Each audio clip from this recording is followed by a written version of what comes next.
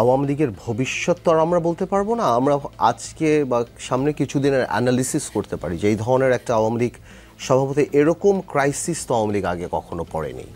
1975 সালে আওয়ামী লীগের একটা রাজনৈতিক হত্যাকাণ্ড হয়েছে, যার কারণে আপনি বলতেও পারেন খুব হার্শলি যে আওয়ামী লীগের পতন হয়েছে। কিন্তু এইবার আওয়ামী লীগের সামাজিক পতন হয়েছে।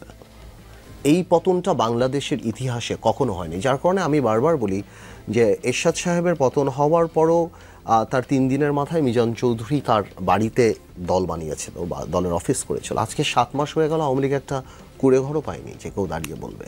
এখন কুড়েঘর পায়নি না কুড়েঘর খোঁজেনি সেটাও একটা বড় ব্যাপার। যে আওয়ামী লীগের ভবিষ্যৎ সামনে কী হবে এটা নির্ভর করবে যে আওয়ামী লীগের নেতৃত্ব কী হবে। একসময় যখন বলা হতো যে শেখ হাসিনা ছাড়া কোনো অল্টারনেট নাই, শেখ হাসিনার কোনো অল্টারনেট নাই, শেখ হাসিনা। এখন আওয়ামী লীগের আবার একটা গ্রুপ মনে করছে যে এই শেখ হাসিনাই যে স্ট্রেংথ ছিল, তাহলে কি আপাকেই বাদ দিতে হবে, আপাই কি লায়াবিলিটি? একটা গ্রুপ ন্যাচারালি চিন্তা করতেই পারে। আবার আওয়ামী লীগেরও যত বক্তৃতা আওয়ামী লীগ সভানেত্রীর কাছ থেকে শুনেছে, আওয়ামী লীগ নেতৃত্ব পরিবর্তন হওয়ারও কোনো সুযোগ বা কোনো মানসিকতা দেখি না। আমার যেটা অ্যানালিসিস যে আওয়ামী লীগ চাচ্ছে আওয়ামী লীগ যাতে ব্যান্ড হয়ে যায়, যেটা একটা কথা ছিল, তাহলে আওয়ামী লীগের নির্বাচনে আসতে হবে না, আওয়ামী লীগ সারা পৃথিবীতে কাটতে পারবে এবং আওয়ামী লীগের নেতৃত্ব পরিবর্তনের আর কোনো সুযোগ নাই। কারণ আর যদি ব্যান না হয় এবং আওয়ামী লীগ যদি নির্বাচন, ব্যান তো হচ্ছে না আমার যে পলিটিক্যাল ধারণা, আওয়ামী লীগ যদি নির্বাচনে অংশগ্রহণ করার জন্য খোলা, আওয়ামী লীগ আসুক নির্বাচন করতে, সেই ক্ষেত্রে আওয়ামী লীগের কিন্তু দায়িত্ব নিয়ে একটা প্রশ্ন উঠবে। বিকজ আমার মনে হয় না সভানেত্রী এই মুহূর্তে ওই মোরাল জায়গায় আছেন যে উনি জেল খেটে জেলে থেকে বসে ওটা করবে। ওটা করার জন্য অনেক মোরাল সাপোর্ট লাগে, যেটা আপনার 1/11-এর সময় ছিল যে উনি দেশে ফিরে এসে করেছেন, because people were with her. ওই সময় একটা বড় জনসমর্থন ছিল। এখন ওই জিনিসটা না, এখন আওয়ামী সমর্থন আছেন, জনসমর্থন কিন্তু নাই। এবং ওনার একটা সময় ধরেন 5ই আগস্টের আগে একটা সময় আওয়ামী লীগ সরকার যখন ছিল, মনে হতো না আপনার যে আওয়ামী লীগ রিপ্রেজেন্ট করতো বা বিষয়টা এমন মনে হতো যে বাংলাদেশে আওয়ামী লীগ ছাড়া আর কোনো মানুষ নেই, বাংলাদেশে যা আছে সবই আওয়ামী লীগ।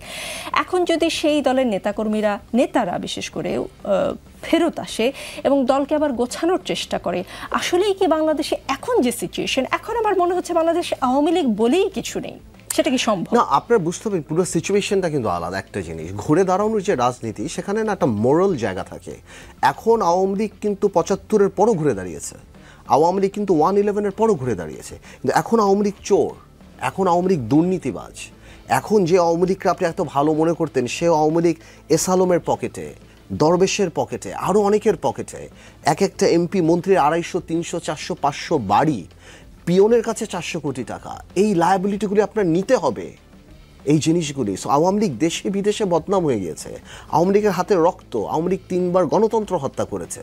সো এত বড় এক্সট্রা ব্যাগেজ নিয়ে ওই ক্যালিবারের, ওই স্ট্যাচারের কোনো নেতা নাই যে এসে বলবে যে আমি ঘুরে দাঁড়াবো। আর যে আসবে সে এখন এভিয়ান পানি খায়, তার প্রেফারেন্স চেঞ্জ হয়ে গিয়েছে। আপনি বুঝতে পারছেন, একসময় যারা এই রাজনীতিটা করতো, যারা আইয়ুব খান, ইয়াহিয়া খানকে ভয় পায়নি, কারণ তাদের মধ্যে অনেস্টি ছিল। এখন তারা 1000 কোটি টাকার মালিক। কেন আসবো আমি কষ্ট করে? আমার তো হয়ে গিয়েছে, আমার তো বয়স হয়ে গিয়েছে, আমার বাচ্চারা বিদেশে সেটেল, প্রত্যেকটা মন্ত্রী মিনিস্টারে তো বাচ্চারা বিদেশে চলে গিয়েছে।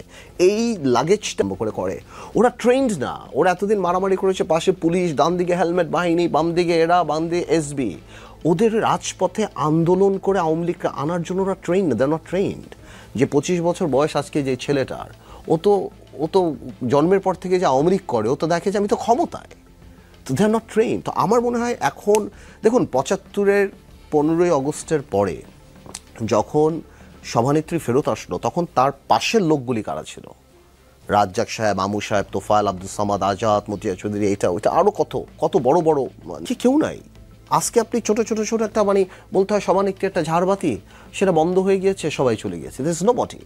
তো আপনার তো ওই টিম লাগবে, আজকে ওই টিমটা নাই। তো আমি মনে করি আওয়ামী লীগের জন্য সামনে খুব কঠিন অবস্থা হয়ে দাঁড়াবে। এবং সভানেত্রী যদি কোনো কারণেও ওই কনফিডেন্স নিয়ে ফেরত আসে, তাহলে আমার মনে হয় যে things will be different, because আগের মতো ওই ইমোশন আওয়ামী লীগের পক্ষে নেই। তো আমি মনে করি আর যদি আওয়ামী লীগের মধ্যে ষড়যন্ত্র হয়, চক্রান্ত হয়, আওয়ামী লীগের একটা গ্রুপ যদি মনে করে যে আমরা ভাঙবো, আওয়ামী লীগ ভাঙবো, আওয়ামী লীগ আসবো, আমরা একটু লেভারেজ পাবো, মানে আমাদের কাছে আর কি রাজনৈতিক ভাষায় যেটা আমরা বলি আর কি, এটা হতেই পারে, সেই ক্ষেত্রে আবার সিচুয়েশন ডিফারেন্ট হবে।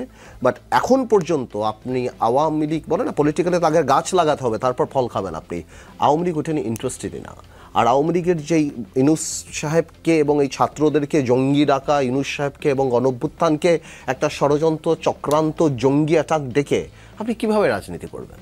সাবটিরিয়ার কোনো দেশ প্রধানমন্ত্রীর তো একটা গলার মালা যেটা ইউনূস সাহেবের গলা থেকে খুলে অন্য ক্যালিটি নেই। আওয়ামী লীগের আসলে প্রক্রিয়ার মধ্যে দিয়ে আসতে হবে, যেই প্রক্রিয়া এখনো স্টার্ট হয়নি। জি, এই প্রক্রিয়াটা স্টার্ট করার জন্য আপনি বলছেন যে ক্ষমা চাইতে হবে, জিনিসটাকে আসলে জুলাই গণঅভ্যুত্থানে স্বীকার করতে হবে। জি, এই গণঅভ্যুত্থানটাকে স্বীকার করতে হবে। কিন্তু দেশের বাইরে বসে আওয়ামী লীগের নেতাকর্মীদের যে বক্তব্য শুনতে পাই আমরা এখান থেকে, সেখানে কি আপনি কোনো লক্ষণ দেখেন যে এই অভ্যুত্থানকে অভ্যুত্থান হিসেবে আওয়ামী লীগ স্বীকার করে এবং সেটা স্বীকার করে নিয়ে তারা ফেরত আসতে চায়? আপনি বললেন যে তাদের আসলে ফেরত আসার দরকার নেই, তার যে সিনিয়র লিডাররা তারা এমন একটা জীবনযাপন সেখানে করছে। হ্যাঁ, আর তাদের দল আপনি কি বললো সেটা নিয়ে আমি বদার না। আওয়ামী লীগের সভানেত্রীর বক্তব্যগুলি আমি শুনেছি, সেখানে আমি দেখছি she is in attacking mode. Okay, সে একটু বলছেন যে আমি ছাত্রদেরকে ক্ষমা করে দেবো, ওদের কোনো দোষ নাই, বাকিদের আমি ছাড়বো না। কারণ হয়তো উনি চিন্তা করছেন যে সবাইকে যদি আমি খেপিয়ে তুলি তাহলে সবাই এক হয়ে যাবে। বাট পলিটিক্যালি ফিরে আসার মতো কোনো হিন্ট উনি দিচ্ছে না। She is a very big politician, she knows everything. Politics কোনটা, রাগ কোনটা, ক্ষোভ কোনটা উনি সব জানেন। তো আমি ওনার যে কটা বক্তৃতা দেখলাম আমার কাছে মনে হলো যে উনি অ্যাটাকিং মোডে আছেন। সুতরাং উনি যখন অ্যাটাকিং মোডে আছেন, ইলেকশন 8 মাস পরে, তো ওই ধরনের ইলেকশনে যাওয়ার জন্য ওনার কোনো ওই জিনিসটা নেই এবং প্রশ্নই উঠে না যে অনুশোচনা বা আপনার গণঅভ্যুত্থানকে স্বীকার করা বা ক্ষমা চাওয়া, ওটা আমি তো দেখছি না। তো এই জন্য বাইরের কে কি বললো না বললো সেটা আমার কাছে আসলে সিগনিফিকেন্ট মনে হয় না। জি, বিএনপির কাছ থেকে আমরা বিভিন্ন ধরনের কথা পাচ্ছি এবং কিছুটা প্রোপাগান্ডা ছড়াচ্ছে এমন কথাও কেউ বলছেন। বিএনপি বলছে যে বিএনপির বিরুদ্ধে বিভিন্ন মহল প্রোপাগান্ডা ছড়াচ্ছে, দেশের ভিতরেও বাইরে ষড়যন্ত্র শুরু হয়েছে। কথাগুলো বিএনপির ভারপ্রাপ্ত চেয়ারম্যান তারেক রহমান নিজেই বলেছেন এবং হাওয়ায় একটা কথা ভাসে যে যদিও প্রমাণ নেই, আমি প্রমাণ করতে পারবো না, কিন্তু আমরা যেহেতু সাংবাদিক নানান সোকে আউট করার একটা ষড়যন্ত্র চলছে, এটা দেশি বিদেশি আন্তর্জাতিক ষড়যন্ত্র, এবং তারেক রহমান নিজের মুখেও অমন ইঙ্গিত দিয়েছেন। এই ষড়যন্ত্রের বিষয়ে আপনি কিছু জানেন কিনা? না না, জানা মানে তো আপনি ডেঞ্জারাস প্রশ্ন করলেন। আমি জানি মানে তো মানে এটা একটা বিরাট, না আপনার কানে গিয়েছে না এটা ষড়যন্ত্র মানে আমি ওইভাবে বলছি না। ন্যাচুরালি এখন যেহেতু তারেক রহমান সাহেব বাংলাদেশে পুরো বিএনপিটার নেতৃত্বে উনি, এবং উনি গত কত বছর ধরে বিএনপি সাকসেসফুলি নেতৃত্ব দিচ্ছেন বাইরে বসে, 17 বছর শুধুমাত্র আওয়ামী লীগ চেষ্টাই করেছে তারেক রহমানকে এবং বেগম খালেদা জিয়াকে কীভাবে মেলাইন করা যায়। এবং আমার এটাই ভালো লাগে যে যা যা বলার চেষ্টা করেছিল বিএনপি চেয়ারপারসন তারেক রহমানকে, আজকে বাংলাদেশের মাটিতে আওয়ামী লীগই তাই সবচেয়ে বেশি হয়ে গিয়েছে। না, যা যা বলার চেষ্টা করতো, খুনি বলেন, দুর্নীতিবাজ বলেন, নেই। তো সেরকম বিএনপি চিন্তা করতেই পারে যে চারিদিক থেকে ষড়যন্ত্র হতেই পারে, কিভাবে তারেক রহমানকে বাইরে রাখা যেতে পারে, কিভাবে বিএনপিকে ক্ষমতা থেকে বাইরে রাখা দেখতে চায়। আই এম শিওর এগুলি ফেস করেই আমাদের সামনে এগিয়ে যেতে হবে। বাট বিএনপিকে নিঃশেষ করে দেবে, মানে আমি বাইরে থেকে বলছি, আমি তার বিএনপি করি না, বাট বিএনপির সাথে আমি 20 বছর কাজ করে আমার মনে এটা খুব ডিফিকাল্ট হয়ে যাবে, এটা সম্ভব না। তাহলে যে ষড়যন্ত্রের কথা আমরা শুনি, সেই ষড়যন্ত্রের কারণে বা সেই ষড়যন্ত্রের পার্ট হিসেবে তারেক রহমান দেশে আসছেন না, নাকি তিনি নিজ ইচ্ছাই আসছেন না? দেখুন, তারেক রহমান সাহেব কেন দেশে আসছেন না সে ব্যাপারে তো ওনার সাথে আমার কখনো কোনো কথা হয়নি। আমি মনে করি যেহেতু দেশের অবস্থাটা ফার্ম না, এই কারণে উনি আসছেন না, এবং উনি ওখানে বসে তো ভালোই চালাচ্ছেন, কথা বলছেন, সবই চলছেন। আমার মনে হয় নির্বাচনী রোড ম্যাপ আসলে উনি আসবেন, উনি তো আর ফুট করে চলে আসবেন না। উনি আসলে একটা অ্যারেঞ্জমেন্ট হবে, একটা আলাপ হবে, একটা বড় একটা ব্যবস্থা আছে। পলিটিক্যাল নেতারা আসলে যখন প্রত্যাবর্তন দিবস যেটা হবে বাংলাদেশের ইতিহাসে সবচেয়ে বড় একটা, I am sure BNP will arrange something like that. তো আমার মনে হয় সেটা একটা বড় অ্যারেঞ্জমেন্টের ব্যাপার, এবং যেদিন উনি আসবেন সেদিন থেকে একটা অঘোষিত ক্ষমতায় ওনার প্রভাব, যেটা বাংলাদেশে যেভাবে কাজ হয়, তো আমার মনে হয় উনি হয়তো এই জন্যই সময় নিচ্ছেন, বা ওনার কাছে কি ইনফরমেশন আছে আমি তো জানি না। বাট আমি পলিটিক্যালি মনে করি যে আমি তো ঢাকা টাইম